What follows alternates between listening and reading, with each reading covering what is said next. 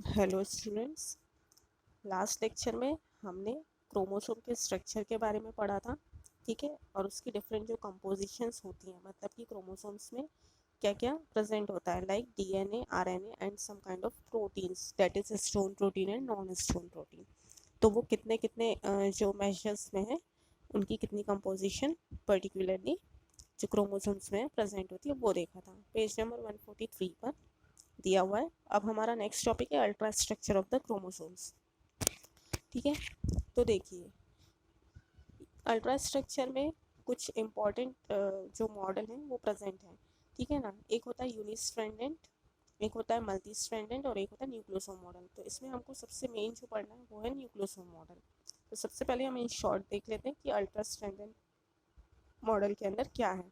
तो देखिए, ultra standard model में दो डिफरेंट साइंटिस्ट हैं, टेलर्स साइंटिफिक मॉडल और टेलर्स फेसिस मॉडल, ठीक है ना।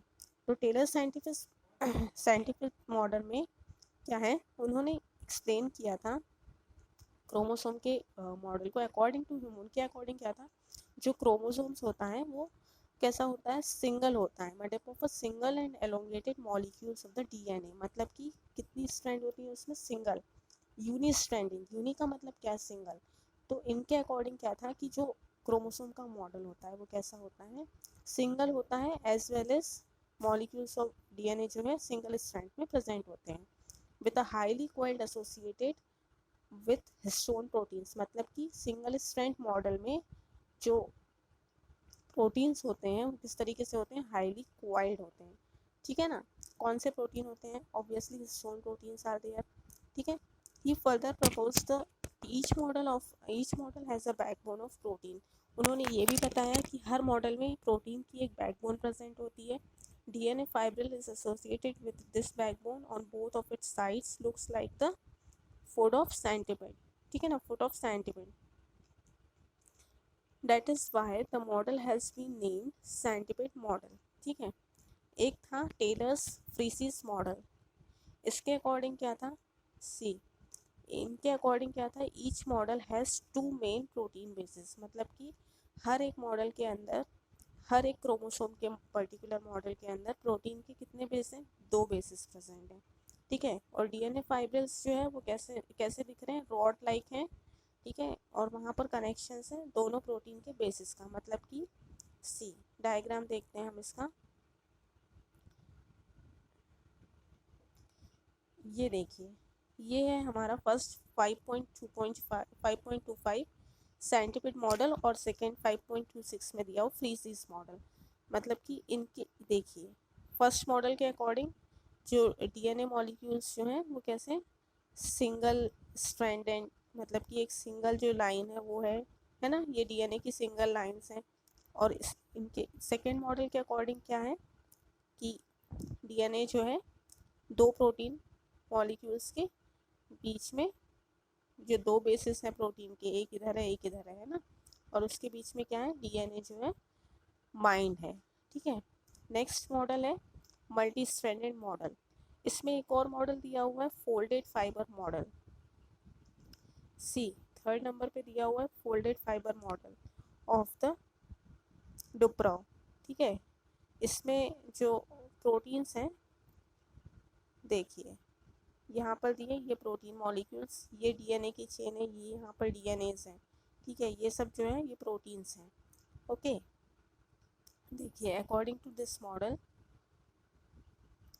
क्या है, C, according to this model the eukaryotic chromosomes are made up of chromatin fibres. मतलब कि फोल्डेड फाइबर मॉडल के अकॉर्डिंग, ये किसने, डुप्रोव ने इसको प्रपोज किया था। उनके अकॉर्डिंग जो क्रोमोसोम्स हैं वो कैसे होते हैं, क्रोमैटिन फाइबर्स के बने हुए होते हैं, ठीक है ना।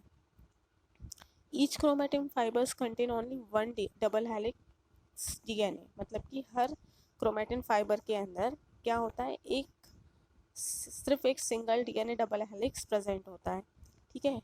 ये देखिए, ये क्रोमैटिन फाइबर है, सी, ये जो है ये क्रोमैटिड्स हैं, ठीक है ना। इसको ही इस तरीके से बताइए, क्रोमैटिड्स हैं, हर क्रोमैटिड्स के अंदर क्या है, एक सिंगल डीएनए जो है वो प्रेजेंट है, ठीक है ना, डबल हेलिक्स में, ठीक है।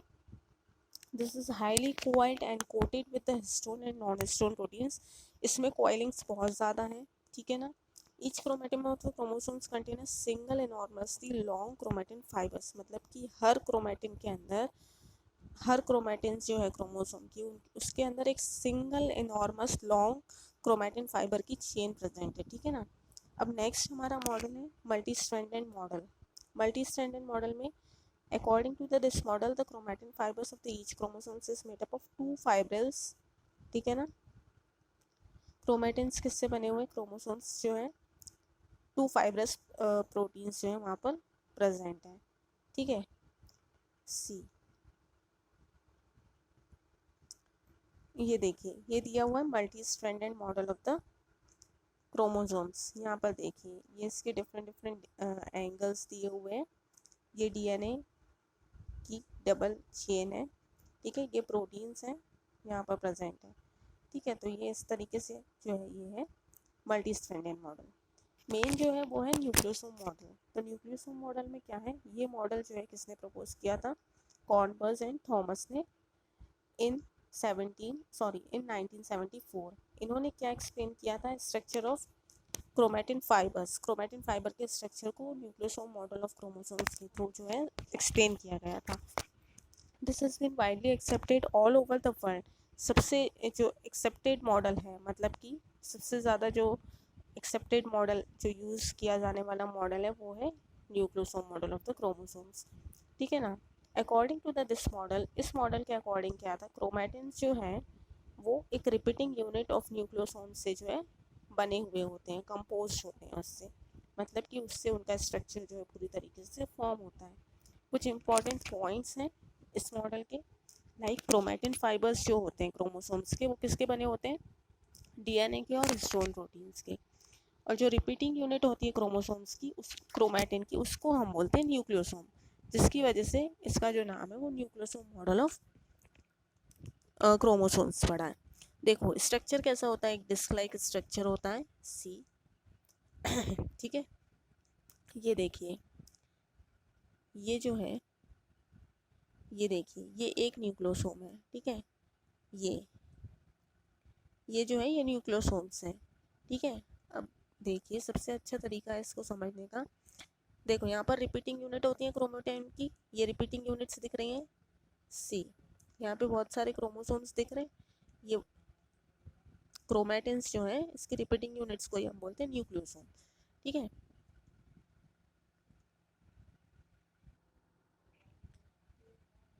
देखिए स्ट्रक्चर कैसा होता है, 11 nanometre in the diameter and 6 nanometre in the height, ये स्ट्रक्चर की जो है पर्टिकुलर साइज है। The core of the nucleosome is made up of the octamer of the protein having 2 molecules of each, मतलब कि जो उसका कोर होता है, ये कोर है, ठीक है। ये कोर जो है किससे बना होता है, octamer of protein, histone proteins थे, उसके 4 पेयर थे हमारे पास, है ना। क्या क्या थे, H2, ठीक है, H3 और H4, है ना। H2A था, H2B था, S3 और H4। तो इसकी जो है मतलब कि इसके दो दो दो पेयर, ठीक है ना। यहाँ पर जो आपको ये दिख रहे हैं, ये देखिए, ये जो है ना ये इस तरीके से बने हुए हैं, ठीक है ना। ये इसके डबल पेयर हैं, तो दो आपको एक साइड के तो दिखेंगे, मतलब आपको 4 जो है ये 4 आपको क्लियर दिख रहे हैं, ठीक है। इसके जो बैक साइड पे 2 इसके और पेयर हैं, मतलब कि इन दोनों का एक एक पेयर, इसके 2 पेयर ये यहाँ पे दिख रहे हैं। तो ये होता है ऑक्टामर ऑफ द प्रोटीन, मतलब कि जो कोर ऑफ न्यूक्लियोसोम होता है वो किससे बना होता है, प्रोटीन के ऑक्टामर से बना होता है। और हर प्रोटीन के पास क्या है, 2 मॉलिक्यूल्स होते हैं हिस्टोन्स के, हिस्टोन प्रोटीन के, मतलब कि हमारे पास 2 H2A होते हैं, 2 H2B, 2 H3 और 2 H4 होते हैं, ठीक है। अराउंड दिस ऑक्टामर, इस ऑक्टामर के पास में क्या होता है, डीएनए सेगमेंट जो है वो प्रेजेंट होता है, ठीक है। ये देखिए, ये एक ऑक्टा, यहाँ से ये जो जा रही है, ये डबल लाइन जो दिख रही है, ये डीएनए सेगमेंट है, ठीक है ना। मतलब कि हर ऑक्टामर के पास से क्या प्रेजेंट होता है, डीएनए सेगमेंट प्रेजेंट होता है, जिसका बेस पेयर कितना होता है, 200 बेस पेयर्स होते हैं, ठीक है। और किस तरीके से वाउंड होते हैं, 1/3 टर्न्स होते हैं उसके, ठीक है ना। ये देखिए, ये ये इसका टर्न है, कुछ इस तरीके से जो है ये टर्न होते हैं ये, ठीक है ना। मतलब कि अगर आप अच्छे से देखें तो ये देखिए, ये जो दिख रहा है ना ये हिस्टोन प्रोटीन्स है, ठीक है। ये ऑक्टामर वाले जो 2 मॉलिक्यूल्स जो हैं ये ऑक्टामर बना हुआ है, ये एक साइड से आपको दिख रहा है इसलिए। अब ये डीएनए के 146 बेस पेयर्स हैं, ये देखिए, ये इस तरीके से जो है ना ये इस तरीके से जो है बाउंड रहते हैं, ठीक है। इसके बाद क्या है देखो, this segment of the DNA in chromatin fibres is nucleus resistant. The structure of the nucleus is invariable in all the eukaryotes. तो ये एक न्यूक्लियोसोम मॉडल है, ठीक है ना। इसके बाद देखिए P ऑडेट in 1975 worked extensively on the structure of the nucleosomes and proposed that the length of the DNA segment in the core of the nucleus, मतलब उन्होंने ये जो आउटेट हैं आउटेट इन्होंने बहुत सारी फर्दर स्टडीज़ करने के बाद ये बताया कि कितने न्यूक्लियोसोम के डीएनए सेगमेंट्स के कितने जो है कोर्स प्रेजेंट होते हैं। तो टोटल 146 बेस पेयर्स प्रेजेंट होते हैं। 2 nucleosomes units are joined with a segment of DNA which are called a linker, मतलब कि 2 न्यूक्लियोसोम बेस पेयर्स जो हैं, देखो सी बात हो रही है इस तरीके से, ये न्यूक्लियोसोम बेस पेयर है, ये एक न्यूक्लियोसोम है बेस पेयर और ये दूसरा है, ठीक है। ये एक लाइन से जो है कनेक्टेड है, उसको हम बोलते हैं लिंकर डीएनए। ये लाइन दिख रही है यहाँ पर, ये जो एक सर्कल दिख रहा है इसको हम बोलते हैं लिंकर डीएनए, मतलब कि दोनों को लिंक करके, मतलब कि दोनों को जो है जोड़ के रखने वाला जो डीएनए वो होता है linker DNA, which makes a connection between 2 of the adjacent nucleosomes, मतलब कि 2 अलग अलग साइड्स पे जो न्यूक्लियोसोम प्रेजेंट है उसको कनेक्ट करने का काम कौन करता है, लिंकर डीएनए करता है, ठीक है। The nucleosome model explains the string on beads concept of the chromatin, मतलब कि न्यूक्लियोसोम मॉडल क्या एक्सप्लेन करता है, मतलब कि एक माला ले ली, माला के अंदर हमने मोती डाल दिए, उस तरीके का जो है इसका कुछ मॉडल होता है, ठीक है ना। इसलिए हम इसको बोलते हैं explain the string on beads concept of the, देखिए the nucleosome model explains the string beads concepts, ठीक है ना। This is just opposite to the concept of the beads on the strings explain the inter relationship, किसके बीच में inter relationship explain कर रहा होता है, जीन्स और क्रोमोसोम्स के बीच में।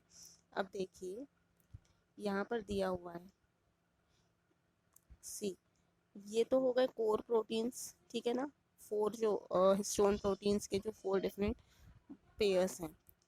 ये जो लिंकर डीएनए होता है ना, वहाँ पर जो प्रोटीन प्रेजेंट होता है वो होता है histone protein, that is generally H1, ठीक है ना।